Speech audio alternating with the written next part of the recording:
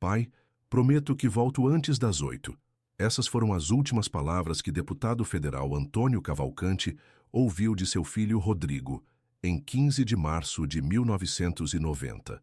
O jovem de 22 anos terminava de ajustar a gravata azul marinho no espelho do hall da residência oficial, no setor de habitações individuais sul. O cheiro de café coado ainda pairava no ar da manhã brasiliense, misturado ao aroma das flores de ipê amarelo que desabrochavam no quintal. Rodrigo Cavalcante não era apenas mais um filho de político. Formado em Direito pela UNB, trabalhava como assessor no gabinete do pai e nutria ambições próprias para a carreira pública. Alto, de olhos verdes e sorriso fácil, era conhecido nos círculos sociais da nova capital por sua eloquência e pelo interesse genuíno em questões sociais.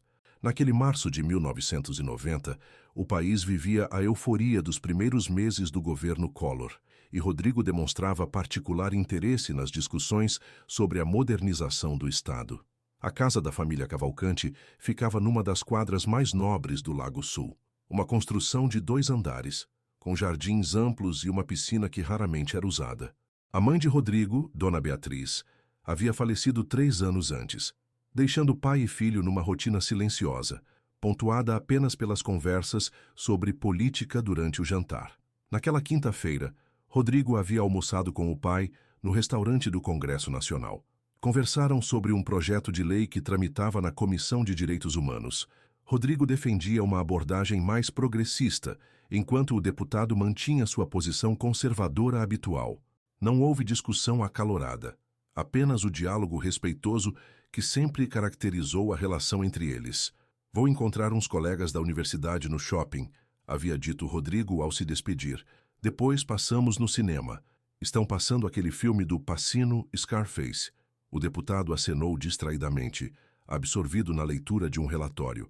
Não perguntou quais colegas, não quis saber detalhes. Era uma confiança construída ao longo dos anos. Rodrigo sempre cumpria o que prometia. O Brasília Shopping, inaugurado havia apenas 2 anos, se tornara o ponto de encontro da juventude da capital.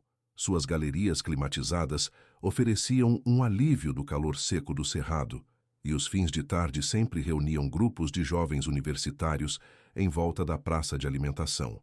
Era um lugar seguro, moderno, símbolo da Brasília que crescia além do projeto original de Oscar Niemeyer.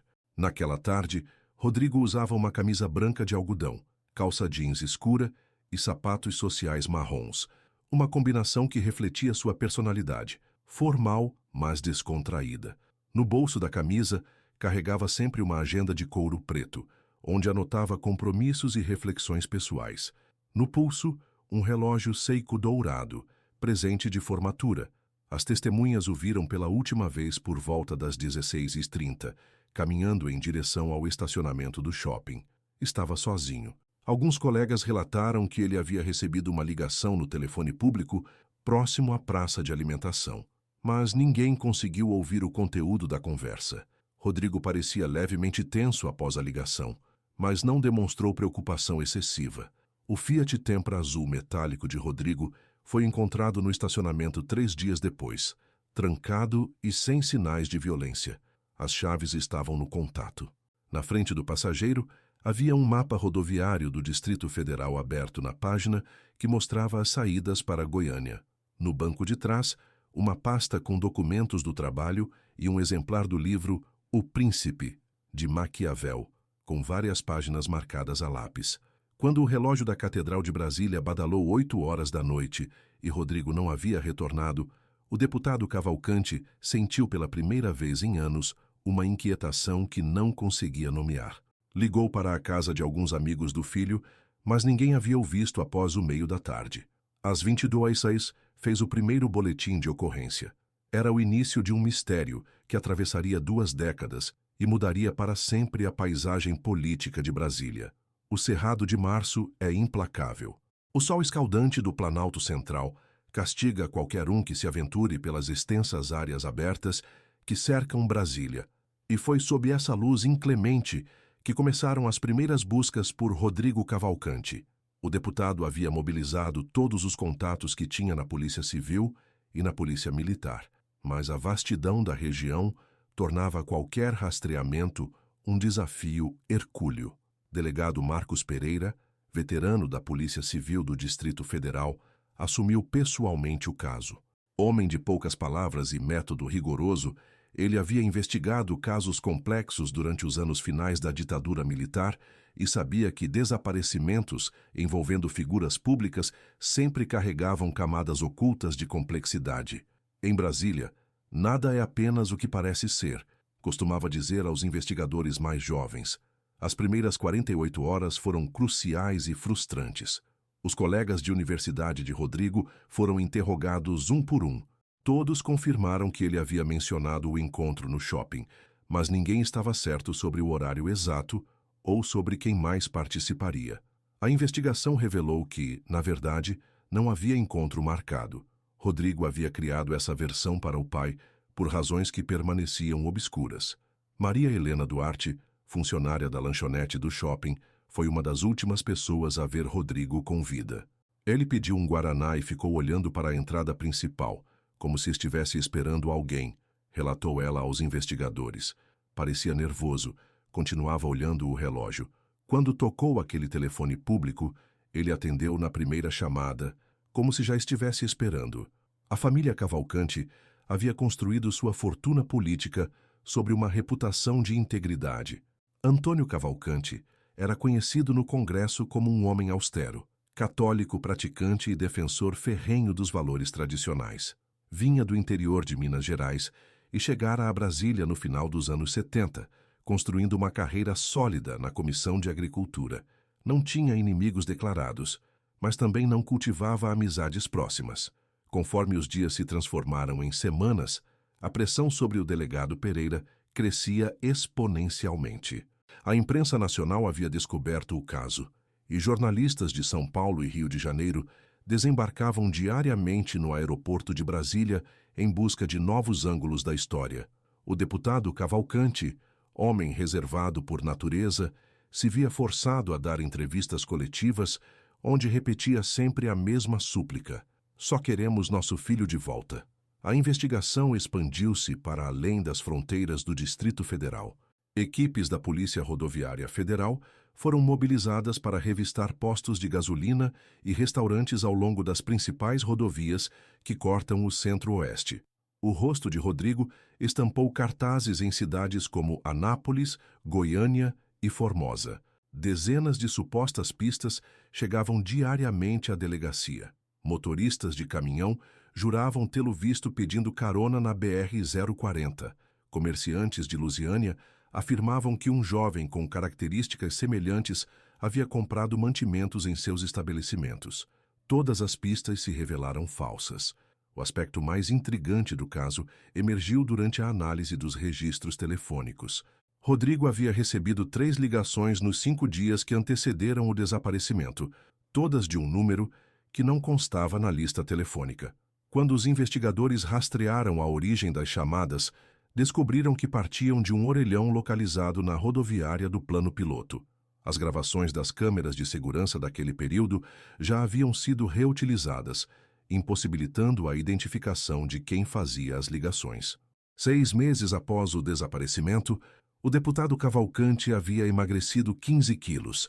Seus cabelos grisalhos se tornaram completamente brancos e as rugas ao redor dos olhos se aprofundaram como cicatrizes. Durante as sessões no Congresso, colegas parlamentares notavam que ele frequentemente perdia o fio da meada no meio dos discursos, ficando com o olhar perdido em direção às galerias vazias. Ele nunca mais foi o mesmo homem, recordaria anos depois a deputada Tereza Lemos, que ocupava uma cadeira próxima à de Cavalcante. Era como se parte dele tivesse desaparecido junto com o filho. A Casa do Lago Sul se transformou numa espécie de santuário silencioso. O deputado mantinha o quarto de Rodrigo exatamente como estava no dia do desaparecimento. Livros de direito espalhados sobre a mesa de estudos, roupas no armário organizadas por cores, uma foto da formatura na UNB sobre o criado mudo. Apenas a camada de poeira que se acumulava mês após mês denunciava a passagem do tempo. Em dezembro de 1990, o delegado Pereira foi transferido para outra delegacia, Antes de partir, visitou pessoalmente o deputado Cavalcante para se despedir. Não consegui trazer seu filho de volta, admitiu, com a honestidade brutal que o caracterizava. Mas posso prometer uma coisa: este caso jamais será arquivado enquanto eu estiver vivo. Era uma promessa que ele cumpriria até as últimas consequências. Enquanto o Planalto Central se preparava para receber mais um ano de chuvas e secas, o mistério do desaparecimento de Rodrigo Cavalcante se sedimentava na memória coletiva de Brasília como uma ferida que se recusava a cicatrizar. 20 anos depois, em uma manhã de setembro de 2010, José Carlos Mendes enfiou a pá no solo com mais força que o habitual. O jardineiro de 54 anos havia sido contratado pela imobiliária Campos em Associados para preparar o terreno da antiga residência Cavalcante, que finalmente seria colocada à venda após décadas abandonada. O deputado havia falecido em 2008, vítima de um infarte fulminante, e os herdeiros distantes queriam se desfazer rapidamente da propriedade. José Carlos não era homem de muitas palavras. Nascido em Sobradinho, havia trabalhado a vida inteira com a terra, primeiro na roça em Goiás, depois cuidando dos jardins da classe média brasiliense. Conhecia intimamente os segredos do solo do cerrado, onde a terra era mais dura, onde as raízes se aprofundavam, onde a água se acumulava durante as chuvas torrenciais de dezembro. Naquela manhã, estava cavando próximo ao antigo canteiro de rosas, na lateral esquerda da casa. Pretendia remover as raízes mortas para plantar grama nova, um trabalho rotineiro que já havia feito centenas de vezes em outras propriedades. O sol ainda não havia atingido sua intensidade máxima, e uma brisa suave balançava as folhas dos pequizeiros que cresciam no fundo do lote. A pá atingiu algo sólido a cerca de 80 centímetros de profundidade. Inicialmente, José Carlos pensou tratar-se de uma pedra grande ou de algum encanamento antigo. Era comum encontrar entulho enterrado nos jardins das casas mais antigas de Brasília. Restos de reforma, pedaços de concreto, até mesmo eletrodomésticos descartados pelos proprietários anteriores. Continuou cavando ao redor do objeto, tentando delimitar seu tamanho e formato. Foi quando viu um fragmento de couro marrom escuro. José Carlos parou imediatamente. 30 anos de trabalho braçal haviam aguçado seus instintos, e algo naquela textura, naquele formato parcialmente exposto, o fez recuar alguns passos. Limpou o suor da testa com as costas da mão enluvada e olhou ao redor, como se procurasse uma segunda opinião que não viria. Voltou a cavar, mas agora com movimentos mais cuidadosos e precisos. Usou as mãos para remover a terra ao redor do objeto e, gradualmente, reconheceu o formato inconfundível de uma pasta executiva de couro. Estava parcialmente deteriorada pela umidade e pelo tempo, mas ainda mantinha sua forma original. Uma das fechaduras havia enferrujado completamente, mas a outra ainda funcionava. O coração de José Carlos acelerou quando conseguiu abrir a pasta. Lá dentro, protegidos por um saco plástico que havia preservado parcialmente seu conteúdo da umidade, estavam documentos que levavam o nome de Rodrigo Cavalcante, carteira de identidade, carteira de motorista, alguns papéis do trabalho no gabinete do pai e, no fundo da pasta, um envelope lacrado com a letra manuscrita, para ser aberto apenas em caso de emergência. José Carlos havia morado em Brasília durante toda a década de 90. Lembrava-se vagamente do caso que havia mobilizado a cidade inteira, o filho do deputado que desaparecera sem deixar rastros. Naquela época, o rosto de Rodrigo estampara jornais e televisões durante meses. Como a maioria dos brasilienses de sua geração, José Carlos acompanhara as especulações, as teorias conspiratórias, as falsas esperanças que periodicamente reacendiam o interesse da mídia. Agora, 2 décadas depois, segurava nas mãos uma peça central daquele quebra-cabeças. Com as mãos tremendo levemente, José Carlos abriu o envelope. Lá dentro, havia uma única folha de papel timbrado do Congresso Nacional, com uma mensagem escrita à caneta azul, em letra firme e legível. Se alguém está lendo isto, é porque não consegui cumprir minha promessa de voltar para casa. Descobri algo que não deveria ter descoberto. Eles sabem que eu sei. Pai, me perdoe por não ter sido corajoso o suficiente para contar a verdade. A chave está onde mamãe costumava esconder os presentes de Natal. Procurem pelo nome Operação Cerrado. Rodrigo, 14 de março de 1990. José Carlos releu a mensagem 3 vezes antes que seu significado completo penetrasse em sua consciência.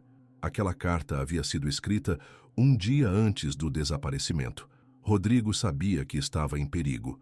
O jardineiro olhou ao redor do quintal com novos olhos. De repente, aquele espaço que durante décadas parecera apenas um jardim abandonado se transformara no centro de um mistério que havia atormentado uma família inteira. Cada canteiro, cada árvore, cada metro quadrado de terra poderia esconder outras pistas, outras verdades enterradas junto com o tempo. Guardou cuidadosamente a pasta e todos os documentos numa sacola plástica. Tinha plena consciência do peso daquilo que havia encontrado. Não era apenas o fim de uma busca, era o início de uma nova investigação que poderia finalmente revelar o que realmente acontecera com Rodrigo Cavalcante naquela tarde de março de 1990. Enquanto caminhava em direção ao portão da casa, José Carlos não conseguia parar de pensar na última linha da carta. Procurem pelo nome Operação Cerrado. 2 décadas depois, o Cerrado finalmente começava a devolver seus segredos. A delegacia da Polícia Civil do Plano Piloto havia mudado completamente desde 1990. Computadores substituíram as máquinas de escrever, e um sistema digital organizava os arquivos que antes se empilhavam em estantes empoeiradas. Mas quando José Carlos Mendes entrou naquela manhã de setembro, carregando uma sacola plástica com 20 anos de história, o delegado Roberto Farias sentiu que o passado havia invadido bruscamente o presente. Farias havia ouvido falar do caso Cavalcante durante sua formação na Academia de Polícia. Era um daqueles mistérios que se tornaram lendários entre os investigadores do Distrito Federal.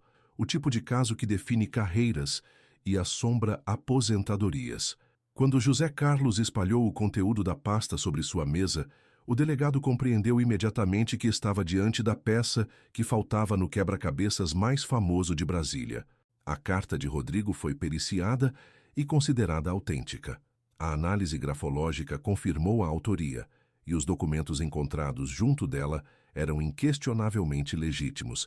Mais importante que tudo, a referência à Operação Cerrado abria uma linha de investigação completamente nova.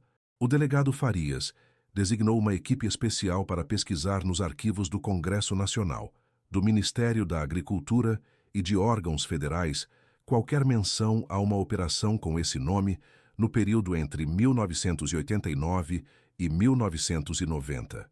Durante 3 semanas, os investigadores vasculharam documentos, relatórios e atas de reuniões, mas não encontraram nenhuma referência oficial à Operação Cerrado. A pista decisiva veio de uma fonte inesperada. Marlene Santos, ex-secretária do gabinete do deputado Cavalcante, havia acompanhado pelos jornais a descoberta da pasta. Já aposentada e morando em Taguatinga, ela procurou espontaneamente a polícia uma semana depois da divulgação do caso. Aos 73 anos, Marlene mantinha uma memória impressionantemente nítida dos eventos de 20 anos atrás. Lembro-me de Rodrigo chegando muito perturbado ao gabinete em março de 1990, contou ela ao delegado Farias durante um depoimento que duraria 4 horas. Ele havia descoberto algo nos arquivos que mexeu profundamente com ele. Falava sobre irregularidades em contratos de terra, sobre documentos falsificados. Dizia que pessoas importantes estavam envolvidas. Marlene revelou que Rodrigo vinha investigando secretamente um esquema de grilagem de terras públicas no entorno de Brasília. O jovem advogado havia descoberto que vários lotes no que hoje são as cidades satélites haviam sido vendidos ilegalmente por funcionários públicos corruptos, em conluio com políticos locais e empresários do setor imobiliário. Ele me pediu para fazer cópias de documentos específicos, lembrou Marlene. Plantas de loteamento, registros de propriedade, correspondências entre o INCRA e prefeituras regionais. Rodrigo estava montando um dossiê completo sobre o esquema. A secretária também recordava que Rodrigo havia mencionado o nome de Valdir Machado, um corretor de imóveis que, na época, transitava entre os gabinetes do Congresso, oferecendo oportunidades de investimento para parlamentares. Machado havia desaparecido de Brasília pouco depois de Rodrigo, mudando-se supostamente para o Mato Grosso. Com essas informações, a investigação ganhou novo fôlego. A Polícia Federal foi acionada e uma força-tarefa conjunta começou a rastrear a rede de corrupção que Rodrigo havia descoberto 2 décadas antes.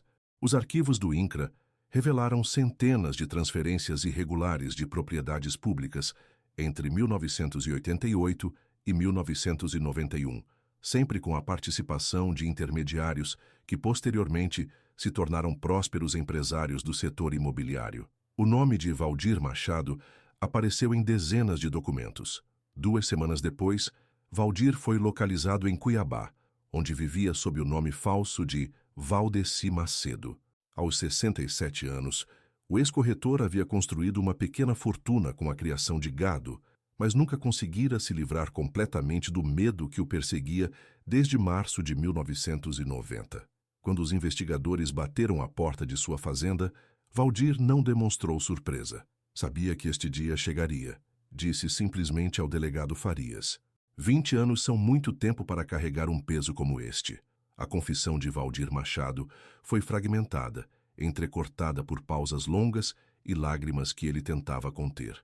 Não havia planejado a morte de Rodrigo. O encontro no shopping era apenas para conversar, para tentar convencer o jovem advogado a desistir de sua investigação em troca de dinheiro. Rodrigo havia recusado qualquer acordo. Ele disse que ia denunciar tudo, que não ligava para as consequências, recordou Valdir. Eu não podia deixar isso acontecer. Tinha gente muito poderosa envolvida no esquema, gente que não perdoaria se o dossiê dele chegasse à imprensa. Durante o trajeto para um local onde pudessem conversar com mais privacidade, Valdir e Rodrigo discutiram violentamente dentro do carro. O corretor estava armado, uma precaução que havia se tornado rotineira em seus negócios escusos. No calor da discussão, a arma disparou. Foi um acidente, insistiu Valdir, mas sua própria voz denunciava a fragilidade dessa versão. Ele tentou tomar a arma de mim e ela disparou. Valdir enterrou o corpo de Rodrigo numa área rural próxima à Planaltina, numa região que anos depois seria incorporada ao perímetro urbano.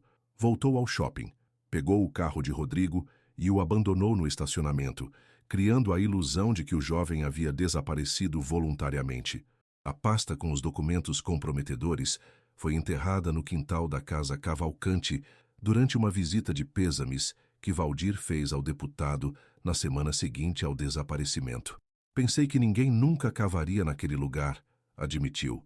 Com a confissão de Valdir, as outras peças do quebra-cabeças começaram a se encaixar. A investigação revelou que a Operação Cerrado era o nome código que Rodrigo havia dado ao seu próprio dossiê sobre a grilagem de terras. Não era uma operação oficial, mas uma investigação pessoal que ele conduzia há meses, movido pela convicção de que poderia limpar o nome da família de qualquer associação com a corrupção que graçava em Brasília. Em dezembro de 2010, Valdir Machado foi condenado a 18 anos de prisão por homicídio e ocultação de cadáver. Outros 6 envolvidos no esquema de grilagem foram indiciados pela Polícia Federal, incluindo 2 ex-deputados e um funcionário de alto escalão do INCRA. O corpo de Rodrigo Cavalcante foi finalmente localizado e sepultado ao lado da mãe, no cemitério Campo da Esperança, em uma cerimônia que reuniu centenas de pessoas. O deputado Cavalcante não viveu para ver a resolução do caso, mas havia deixado instruções para que, quando a verdade fosse descoberta, fosse gravada uma frase simples na lápide do filho: Rodrigo Cavalcante morreu defendendo a justiça. José Carlos Mendes, o jardineiro que havia desenterrado a verdade junto com uma pasta de couro, recebeu uma homenagem da Câmara Legislativa do Distrito Federal. Durante a cerimônia, ele disse apenas: às vezes a terra guarda os segredos por muito tempo, mas sempre acaba entregando tudo no final. Hoje, 25 anos depois daquela tarde de março em que Rodrigo Cavalcante saiu de casa prometendo voltar antes das 8, a região onde ele foi sepultado abriga um conjunto habitacional popular. As famílias que vivem ali desconhecem completamente a história que se desenrolou naquele solo antes de suas casas serem construídas. Mas no quintal da antiga residência Cavalcante, agora convertida em um pequeno prédio de apartamentos, cresce um ipê amarelo plantado pelos novos proprietários. A cada setembro, quando suas flores desabrocham em uma explosão de cor dourada, alguns moradores mais antigos do Lago Sul ainda se lembram do jovem que morreu tentando desvendar os segredos mais sombrios de Brasília. E na delegacia do Plano Piloto, numa pasta arquivada com a etiqueta Caso Rodrigo Cavalcante resolvido, está guardada a carta que um filho escreveu para o pai na véspera de sua morte, sabendo que talvez fosse a última oportunidade de dizer a verdade. Algumas palavras ecoam mais forte que o silêncio, mesmo quando levam 20 anos para serem ouvidas,